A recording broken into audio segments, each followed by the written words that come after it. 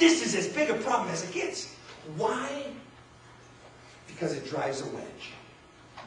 Our anxiety drives a wedge. It is driven by a wedge, and it drives a wedge. It drives a wedge between you and the one person, the one character in life that has the ability to help you. It's God. Jesus is saying, the reason that you have this anxiety is because you have forgotten. You have forgotten what God has done for you. You have forgotten Jesus' promise of what will be done for you, and you are choosing instead to live in your innate memory of all the bad that has happened and all the bad that can happen. This is no small issue, folks. This is huge. Anxiety has the potential to cripple your relationship with God and thereby cripple your access to the very breath of life. And if you've ever had that anxiety level up here where you can't even breathe, where you can hear life ringing in your ears. If you ever played football as a kid and had a football helmet on and you're running your laps, I used to hate running laps. You got to run laps at the end of practice. You can hear yourself breathe in your helmet, and everything is like amplified 500 times. And when that anxiety level in life is so high, and the fear is so great, fear of humiliation, fear of failure, fear of not being able to provide for my family, fear of letting down my spouse, fear of whatever it might be, fear of letting down my parents. Some of us are in middle age. We're still afraid of letting down our parents. Fear of whatever it might be, it just rings in our head, doesn't it? Is that what that is? It's forgetting. It's forgetting.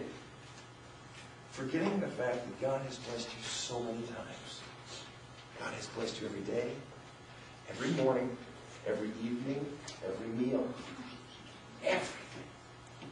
Children just took a little bit of a pricking of their minds and began to cascade out of them. But it's so much easier to think about the garbage, isn't it? It's easy.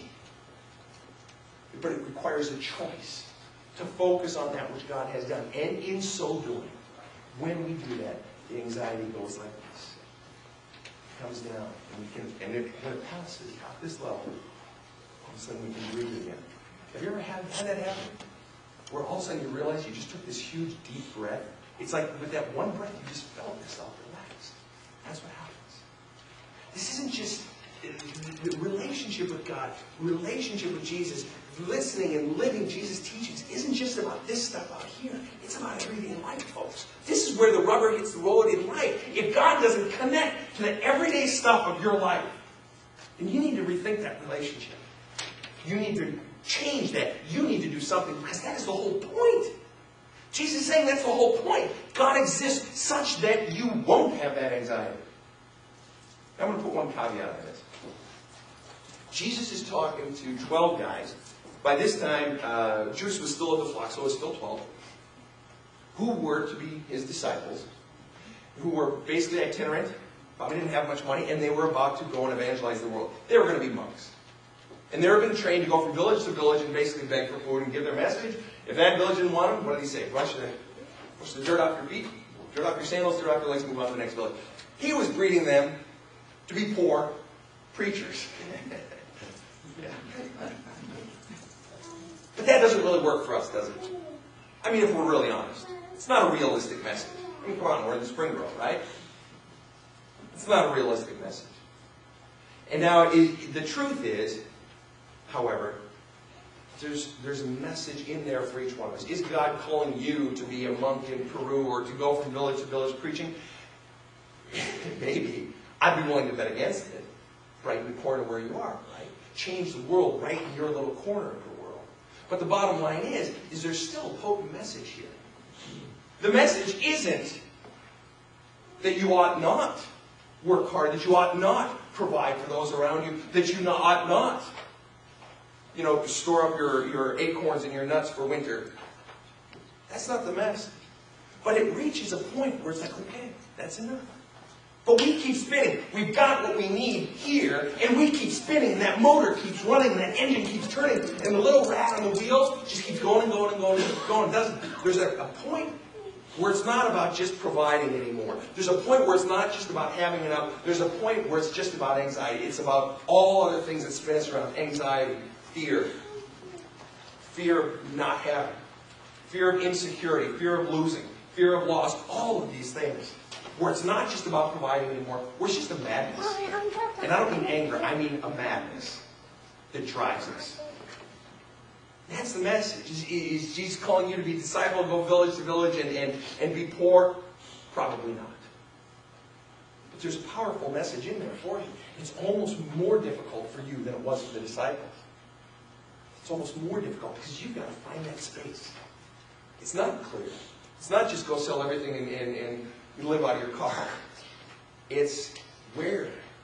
Where's that line? Where's the line where it's providing, and where's the line, and then after that where it's just madness? This is insane how much I have. This is insane how much I think I need. What am I really doing? Is what I am doing simply about quelling my fears of not having food a year from now? Are you conscious of the fact that every person in this room, every adult in this room, regardless of your wealth or lack of it, has more money or has more wealth than 95% of the world's population? But we still live in Springfield, don't we? We still live in America. And there is that other side of it. And it's a tough balance. On one hand, the world is going poor. On one hand, the world is starving, the world is hungry, yet here we are. We're still in this culture. And so the hard part for you is where is that road? What are you called to? I want to leave you simply with this, folks.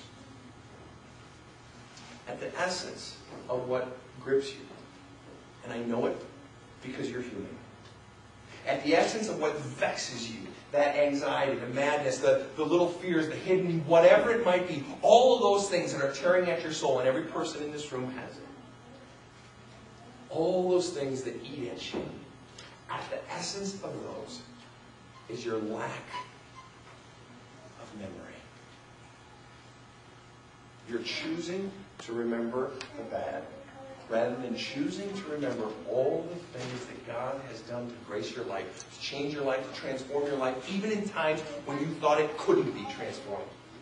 And because you have forgotten the past, you fear the future.